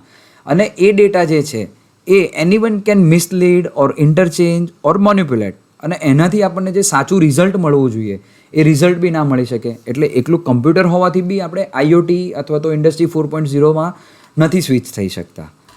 તો એ કરવા માટે IoT describe a system where item in the physical world by the sensor within the attached to the item. બધી આઇટમો એકબીજા સાથે કનેક્ટેડ હોય સેન્સર્સથી અને આપણે એ સેન્સર જે છે એ બધા કમ્યુનિકેટ કરતા હોવા જોઈએ by using GSM, GPRS, 3G, LTE, VoLTE etcetera. અને આઈઓટીના જે મોસ્ટ પોપ્યુલર પ્રોટોકોલ છે MQTT છે, પછી ફ્રીવેર્સ આવતા હોય છે એના જે MQTT પ્રોટોકોલ છે એ અત્યારે સૌથી વધારે પોપ્યુલર છે. જે એમેઝોન આપતું હોય છે, એડાફ્રૂટ છે એ બધા આપતા હોય છે. કે એ પ્રોટોકોલમાં શું હોય કે આપણું એક કંટ્રોલર હોય, એ કંટ્રોલર પર આપણે સેન્સર્સ જોડ્યા હોય અને સેન્સરના પ્રોટોકોલ કયા છે તો કે serial protocol which are RS-232, RS-485 અને RS-422. એ બધા પ્રોટોકોલ પર સેન્સર કામ કરતું હોય અને એક કંટ્રોલરમાં એ ડેટા જતો હોય અને એ ડેટા જે છે એના પોપ્યુલર પ્રોટોકોલ છે MQTT. એ કનેક્ટ થાય આપણા એમેઝોન પ્લેટફોર્મ પર અથવા તો બીજા જે સર્વિસ પ્રોવાઈડર હોય એની ઉપર જાય અને એ ડેટા આપણો ક્લાઉડ ઉપર જાય. હવે આપણી ઇન્ડસ્ટ્રીમાં 2 પ્રકારના નેટવર્ક હોય કે એ નેટવર્કમાં આપણે આખું ઇન્ટરનેટવર્ક ગ્લોબલ જોઈએ છે કે પછી આપણી કંપનીમાં જ ડેટાને જોઈએ છે. ઓકે, હા. સો નાવડેઝ અત્યારે કેવું છે કે આપણે સેન્સર્સ બધા કનેક્ટ કરી દીધા પણ સિસ્કોના ટર્મમાં ઇન્ટરનેટ ફોર એવરીથિંગ, આ તમે અહીંયા એક લિંક જોઈ શકો છો, ઇન્ટરનેટ ફોર એવરીથિંગ કે people, place, object and think are connected with the internet. કે બધી જ વસ્તુ ઇન્ટરનેટ જોડે કનેક્ટ હોય તો તમે ઇઝીલી તમારું બિઝનેસ ફંક્શન ચલાવી શકો, બધા ડેટા તમને મળી શકે અને એક જ જગ્યાએથી તમે બધું કાઢી શકો. The use of sensor for the data collection. The typical object that are being collected with the process or more sensors. જેટલા તમે સેન્સર ઇન્ટ્રોડ્યુસ કરો એટલા જ તમને ડેટા એક્યુરેટ અને એટલા વધારે ડેટા મળશે, અને જેટલા પણ ડેટા તમારી જોડે વધારે એટલું આપણું એનાલિસિસ સારું થઈ શકે in terms of product failure, product testing, product inspection. So આવી રીતે બિગ ડેટા હોય તો આપણે ફોર એક્ઝામ્પલ એક ગિયર બોક્સ છે, તો ગિયર બોક્સમાં એ ગિયર બોક્સ કઈ લોકેશન પર છે, એનું વાઇબ્રેશન શું છે, એનું મોશન્સ કઈ રીતે આવી રહ્યા છે, for example axial play, radial play, runout, પછી pressure, flow and temperature of gear box, એ બધું જ આપણને મળે વાયરલેસલી. આપણો ગિયર બોક્સ એક સિમેન્ટ પ્લાન્ટમાં છે અને એ બધા ડેટા આપણને આપણી કંપનીમાં મળતા રહે. The sensor will collect to the system, જે કનેક્ટ હોય એ સિસ્ટમ જોડે હોય અને સિસ્ટમમાંથી આપણને બધા ડેટા મળે સેન્સરમાંથી. એ રિપોર્ટ જનરેટ કરે અને એ મેનેજમેન્ટ અને કંપનીના માણસોને પ્રોવાઈડ કરે, જેથી કરીને મેનેજમેન્ટને ખબર પડે કે કઈ રીતે આપણે ડિઝાઇનમાં ફેરફાર કરીશું તો આપણી પ્રોડક્ટ સારી રહેશે અને માણસો કઈ રીતે કામ કરશે તો આપણે ડિફેક્ટ્સ ઓછી આવશે. તો આ બધું આપણે આઈઓટીથી કરી શકીએ છીએ. Then what it mean for the business. હવે આપણા બિઝનેસમાં આપણને કઈ રીતે કોસ્ટ સેવ કરી આપે છે internet of thing. It is impact every business. The Internet of Things will help a business gaining efficiently, improve operation and increase customer satisfaction. આપણે જે હમણાં જે વિડીયો જોયો તો એમાં કસ્ટમર સેટિસ્ફેક્શન કઈ રીતે મળે કે કસ્ટમરને ડિલે ના થયું એને ટ્રાવેલિંગમાં, એઝ વેલ એઝ એનો ગાડી ના ચાલી અને પહેલેથી જ એને મેસેજ મળી ગયો અને આ નિયરેસ્ટ સર્વિસ સેન્ટરમાં જઈને તમે બદલાઈ લો. તો આ રીતે કસ્ટમર સેટિસ્ફેક્શન મળે.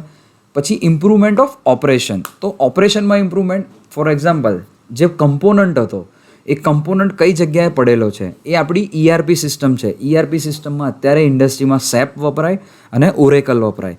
તો એમાં એસેટ મેનેજમેન્ટ આવે, તો કયો કમ્પોનન્ટ કયા સર્વિસ સેન્ટરમાં પડેલો છે તો એ મળી ગયું તો એમ્પ્લોયી જે છે કામ કરે છે એમને બી ખબર પડી જશે ઇઝીલી, એટલે એને શોધવું નહીં પડે કે કયો કમ્પોનન્ટ ક્યાં છે અને એફિશિયન્સી વધશે એની. બરોબર છે. So there are at least 3 major benefit of IoT will impact every business. First is communication, control and cost saving. તો કંટ્રોલ ઇન્વેન્ટરીનું થઈ રહ્યું છે, ક્યાં છે, કઈ રીતે મળશે એ ખબર પડે. કમ્યુનિકેશન, કે કમ્પોનન્ટ બગડ્યું, ફેલિયર થવાનું હતું એ પહેલાં તમને ઈમેલ આવી જશે અથવા તો ટેક્સ આવી જશે. દેન કોસ્ટ સેવિંગ, અને કોસ્ટ બી સેવ થશે. એના પછી આપણે વાત કરીએ control and automation. In a connected world a business will have visibility into the device's conditions. હવે કોઈ બી કન્ડિશન છે, આપણે માણસ છે તો એક જગ્યાએ હું પ્લાન્ટમાં બધે તો ના ફરી શકું. કોઈ મોટો પ્લાન્ટ હોય, for example cement plant or rubber industries, તો એ 2-3 કિલોમીટર લાંબો પ્લાન્ટ હોય તો એમાં કોઈ એક એન્જિનિયર છે એ આખો પ્લાન્ટ ફરીને જુએ અથવા તો એક જગ્યાએ બેસે અને બધા જ સેન્સર્સ છે એ સેન્સરના ડેટા એને એક ડિસ્પ્લે ઉપર મળતા હોય, which is known as control room of the plant. એની અંદર બધા સેન્સરના ડેટા આવતા હોય, મોનિટર થાય અને જ્યાં એને જરૂર લાગે ત્યાં એ પેરામીટર ચેન્જ બી કરી શકે અને કંટ્રોલ બી કરી શકે. તો આવી રીતે IoT અથવા તો ઇન્ડસ્ટ્રી 4.0 આપણને કામ લાગે. Then the cost saving in terms of maintenance. ધારો કે કોઈ મશીન છે તો એ મશીન બગડે અને ત્યારે આપણે એનું મેન્ટેનન્સ કરીએ અને એનો કમ્પોનન્ટ ક્રિટિકલ હોય જે ઇઝીલી અવેલેબલ ના હોય, ફોર એક્ઝામ્પલ એને ઇમ્પોર્ટ કરવાનો હોય જર્મની અથવા તો સ્પેનથી, તો મિનિમમ એને 1 વીક લાગે અને એ મશીનનો જે ઓપરેટિંગ આર્સ છે એ 15,000 રૂપીસ પર આર આપણે કોસ્ટ કરતા હોઈએ. તો ધારો કે 2 વીક મશીન બંધ રહે તો it will create a big trouble for the management. તો આવું ના થાય એના માટે એવા મશીનમાં અત્યારે IoT કંટ્રોલર્સ ઇનેબલ હોય છે અને એક જ કોઈ બી બેરિંગ છે કે કોઈ બી ઇલેક્ટ્રોનિક કમ્પોનન્ટ છે, ફોર એક્ઝામ્પલ સર્વો મોટર છે, સર્વો ડ્રાઈવ છે, એ ફેલ થવાની હોય એના પહેલાંથી જ આપણને પ્રિડિક્ટ કરી આપે એ કંટ્રોલર અને મેન્ટેનન્સ ડિપાર્ટમેન્ટને ઇન્ફોર્મ કરી દે કે તમારું આ જે કંટ્રોલર છે અથવા તો ડ્રાઈવ છે, સર્વો ડ્રાઈવ, એ પહેલાં જે ચાલતું હતું એ ફોર એક્ઝામ્પલ મંથના ટર્મ્સમાં વાત કરીએ તો માર્ચ મહિનામાં છે એનું ટેમ્પરેચર 50 to 60 મેન્ટેન રહેતું હતું, એના પછી 50 to 65માં ગયું, એના પછી 50 to 70 સુધી વેરી થતું હતું. તો ત્યાંથી આપણને ખબર પડવા માંડે કે આ જે ડ્રાઈવ છે ડિટોરિએટ થવાનું સ્ટાર્ટ થયું છે. તો ફૂલ્લી ફેલ થાય એના કરતાં પહેલાં આપણે પ્રિડિક્ટ થઈ ગયું કે અહીંયા પ્રોબ્લેમ છે. તો એ બંધ ના રહે અને બ્રેકડાઉન ટાઈમ વધે નહીં, તો પહેલેથી જ આપણે એ કમ્પોનન્ટ ઓર્ડર કરી દઈએ અને ઇમ્પોર્ટ કરી લઈએ, તો જ્યારે આપણે એને પ્રિવેન્ટ કરી શકીએ અથવા તો પ્લાન્ટ મેન્ટેનન્સમાં એ એક્ટિવિટી શિડ્યુલ કરી શકીએ. એટલે જ્યારે એ મશીન બંધ હોય તો immediately we can replace that drive with new one અને આપણું ફેલિયર ઘટે છે. તો આવી રીતે કોસ્ટ બી સેવ થઈ શકે છે. દેન આપણે IoT છે એ ઇન્ડસ્ટ્રીમાં સ્ટાર્ટ કરવું હોય, ફોર એક્ઝામ્પલ તમારો અત્યારે પ્લાન્ટ છે પણ એ IoT 4.0 અથવા તો ઇન્ડસ્ટ્રી 4.0 કમ્પેટેબલ નથી, તો એને તમારે કમ્પેટેબલ બનાવવો છે, તો કઈ રીતે તમારે સ્ટાર્ટ કરવું જોઈએ? તો ફર્સ્ટ ઓફ ઓલ તો તમારે સિલેક્ટ કરવું પડે તમારી જોડે કમ્પ્યુટર કંટ્રોલર કયું છે. તો કમ્પ્યુટર માટે RAM, ROM, processor and communication facility. અને nowadays operating system is plays a vital role because the Windows 7, Windows XP are nowadays obsolete. But Windows 10 come up with the IoT platform. તો તમે જો એની operating system Windows 10 હશે તો it would be A beneficial to you. પછી communication protocol, for example અત્યારે free of cost અને popular જે protocol છે એ TCP/IP મોડબસ અથવા તો TCP ઇથરનેટ પ્રોટોકોલ છે, એ ફ્રી છે અને પોપ્યુલર છે. પછી એનું પ્રોસેસર, તો તમે પ્રોસેસ ઇન્ડસ્ટ્રીમાં હોવ અથવા તો કોઈ તમે બીજી કોઈ મશીન ટૂલ ઇન્ડસ્ટ્રીમાં હોવ, તો મશીન ટૂલ ઇન્ડસ્ટ્રીમાં તમારું પ્રોસેસર છે એ લો હશે તો ચાલી જાય, પણ પ્રોસેસિંગ ઇન્ડસ્ટ્રીમાં પ્રોસેસર તમારું હાઈ જોઈએ. તો આ પેરામીટર છે તમે કમ્પ્યુટર સિલેક્ટ કરી શકો. પછી આવે છે પેરામીટર્સ ફોર ધી PLC. તો કંટ્રોલર જે છે એ તમારે કઈ રીતે સિલેક્ટ કરવું જોઈએ? તો નંબર્સ ઓફ ઇનપુટ આઉટપુટ, કે તમારા કેટલા સેન્સર્સ છે અને કેટલા એક્ચ્યુએટર્સ છે એ તમારે સિલેક્ટ કરવાના. એના પછી આવે છે number of analog input output. Then PLC selection આવે.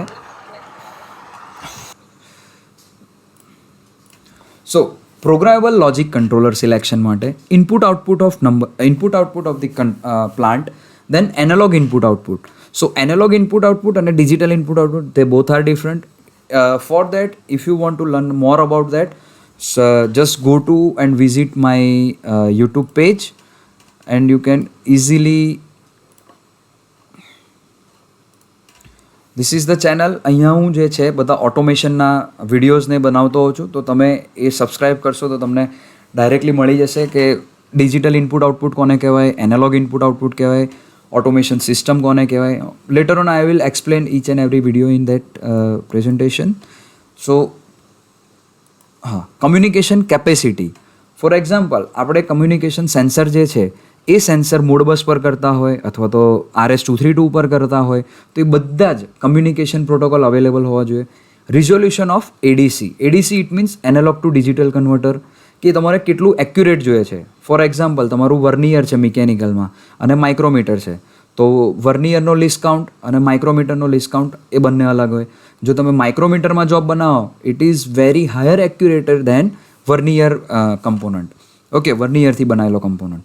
દેન size of the PLC, reliability and program language.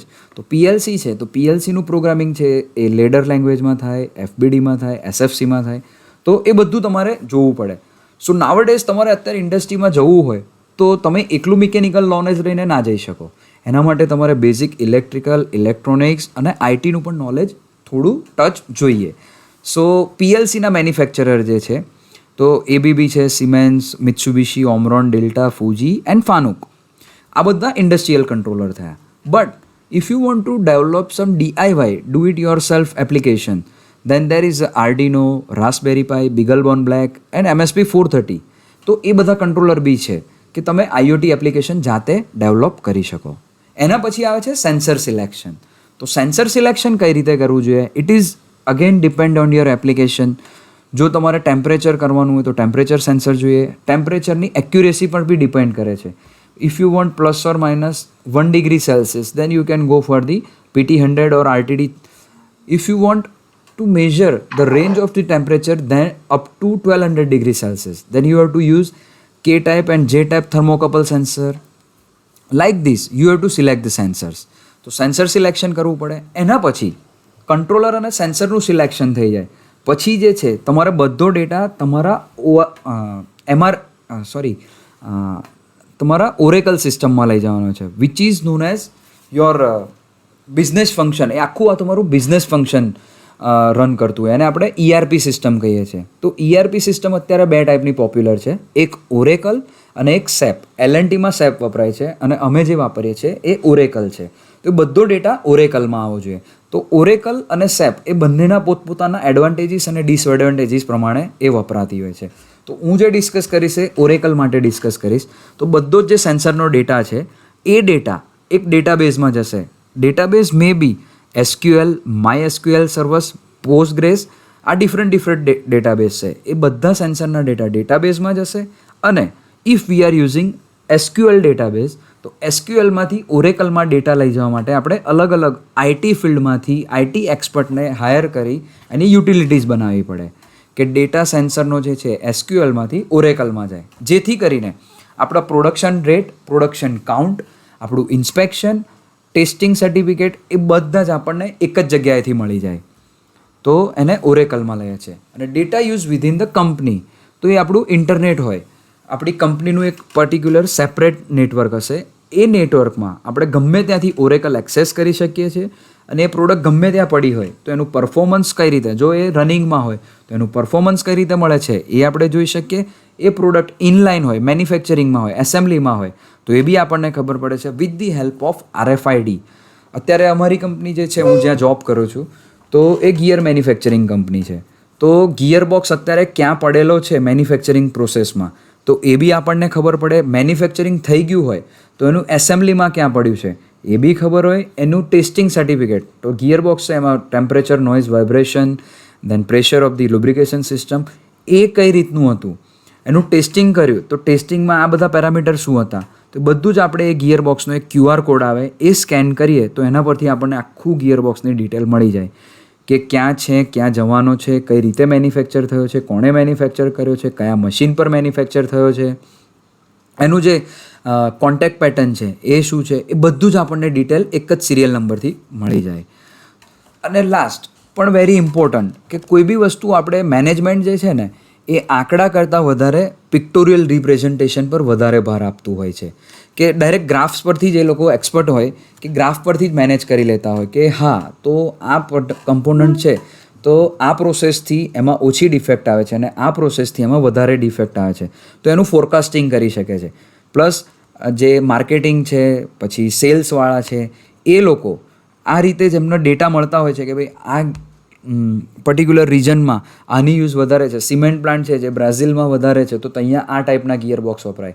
Pune છે અને ચેન્નઈ, કલકત્તા છે તો ત્યાં ઓટોમોબાઈલ કમ્પોનન્ટ વધારે બનતા હોય તો આ ટાઈપના ગિયર બોક્સ અહીંયા વધારે વપરાય. તો આ બધું જ ડિટેલ ફોરકાસ્ટિંગ થઈ શકે છે, પણ એના માટે આંકડા કરતાં વધારે સારું ગ્રાફિકલ યુઝર ઇન્ટરફેસ જોઈએ.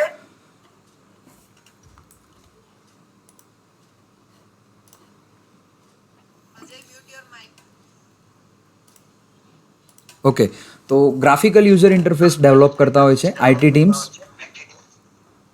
સો દેન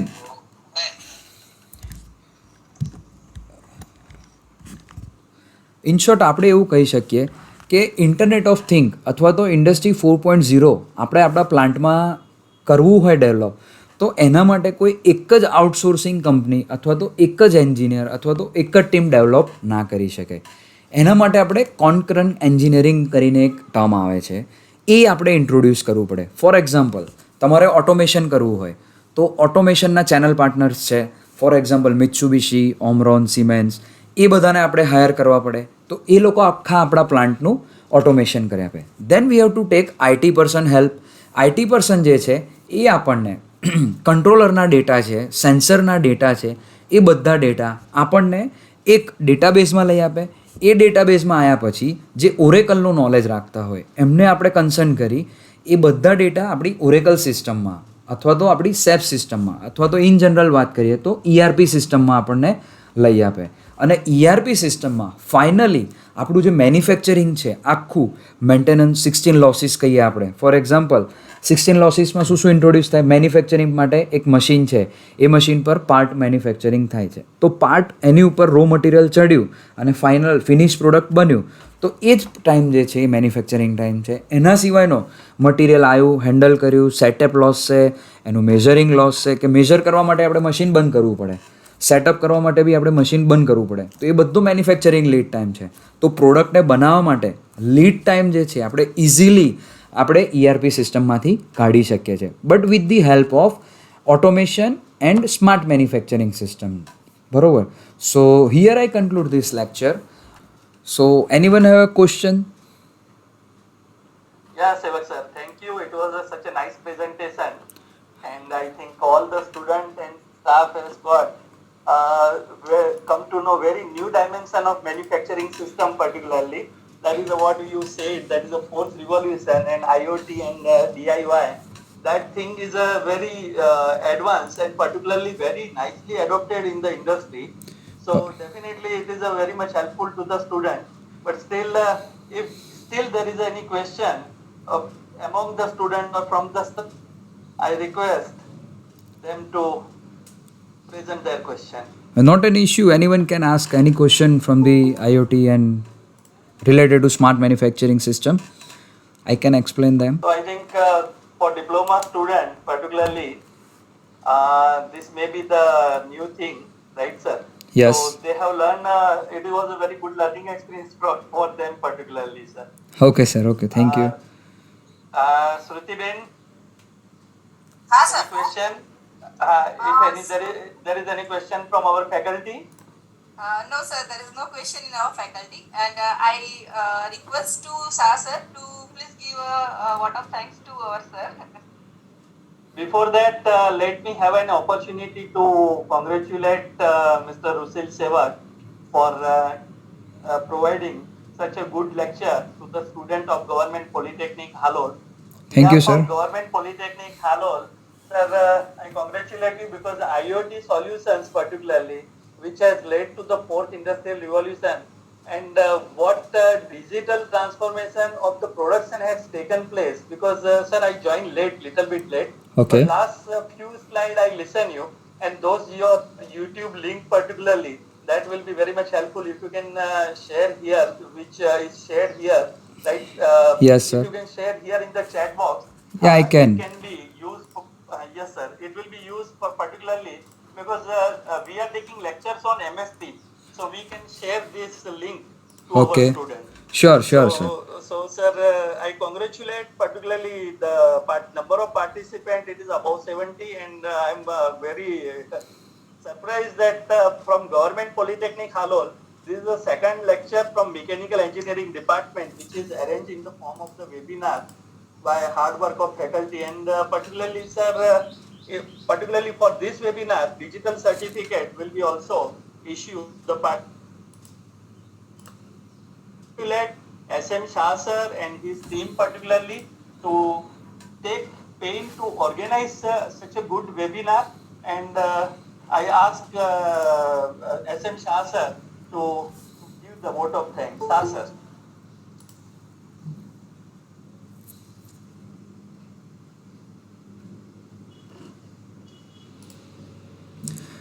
Sir, I think you are mute. Yes, sir, actually sir, Shah સાહેબ ને બોલાવવા માટે હા हाँ Shah sir mute છે हाँ થઈ ગયો ઓકે ઓકે સૌથી પહેલા તો સુશીલ સેવક સર કે જે એલિકોન ઇન્ડસ્ટ્રી સાથે સંકળાયેલા છે અને એમના જે બીજી શિક્ષણમાંથી આપણને જે નવી દુનિયામાં લઈ ગયા કારણ ઇન્ડસ્ટ્રીઝમાં આપણે જે વિઝિટ માટે જઈએ છીએ અને જે મેન્યુઅલ વર્ક જે બધું હોય છે એના કરતાં ડિજિટલ ઇન્ડસ્ટ્રીઝ જે રિવોલ્યુશન સ્ટાર્ટ થયું છે right from 2000 onward, particularly diploma students માટે એક નવો એક્સપિરિયન્સ છે અને ખાસ કરીને આપણો એક સબ્જેક્ટ જે સિક્સમાં આવશે આ ઓપોર્ચ્યુનિટી અમે એટલા માટે લીધી કે you people are in third semester and you are going to study manufacturing system in the sixth semester. So all these things will be covered in the sixth semester subject manufacturing system. So તમે બધાને particularly ઇન્ડસ્ટ્રીઝમાં અત્યારે શું ચાલી રહ્યું છે આપણે કોઈ કંપનીમાં વિઝિટ કરીએ તો બધું મેન્યુઅલ એપ્રોચ બધો હોય છે પણ એ મેન્યુઅલ એપ્રોચ ધીરે ધીરે હવે ડિજિટલ ટ્રાન્સફોર્મેશન થઈ રહ્યું છે અને એ કેવી રીતે ડિજિટલ ટ્રાન્સફોર્મેશન કરવું તો સેવક સરે આપણને જે સમજાવ્યું માત્ર મલ્ટીનેશનલ કંપની કે મોટી બ્રાન્ડ કંપની એ ડિજિટલ ટ્રાન્સફોર્મેશન આઈઓટી કરી શકે છે પરંતુ કે નાની કંપની હોય એ પણ નાના પાયે સેન્સર ઓટોમેશન કોમ્પ્યુટર નેટવર્કિંગ દ્વારા પોતાની જે રિક્વાયરમેન્ટ જે છે તે 100% માં કરી શકે. તો પણ ઘરે બેઠા અથવા તો પોતાની ઓફિસમાં બેઠા પોતાનો પ્લાન્ટ નાનો હોય કે મોટો હોય મોનિટર કરી શકાય. મોનિટર કરી શકે છે. તો good experience for all of us. અને સાથે સ્ટુડન્ટ ખૂબ મોટી સંખ્યામાં 70+ સ્ટુડન્ટ, કારણ અમે ખૂબ કન્વર્સિંગ કરવા માટે ટ્રાય કરેલો હતો. અમારા let me tell frankly and theory ક્લાસમાં અમારે બહુ કહેવું પડતું હોય છે કે જલ્દી આવો, જલ્દી જોઈન થાઓ. પણ એક આ લેટેસ્ટ કન્સેપ્ટ હતો એ અમે વિદ્યાર્થીઓને જાણ કરી અને કોઈ પણ જાતનું એમને કયા વગર નવું કંઈક જાણવું છે અને ઇન્ડસ્ટ્રીમાં શું જરૂર છે, ચાલી રહી છે એ એમની ક્યુરિયોસિટી એમની એટેન્ડન્સ ફોર્મમાં બતાવે છે. તો once again I am very much thankful to Sevak sir as well as our Thank you. principal, Shri J.V. Golanda sir, and my colleague, Shruti Mehta madam, for contacting you and particularly getting the permission from Alicol officer.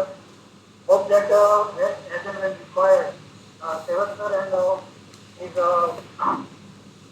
friends and other officers will be available to our institute, not only for the expert lectures, but at the same time, we will offer a job to our students also.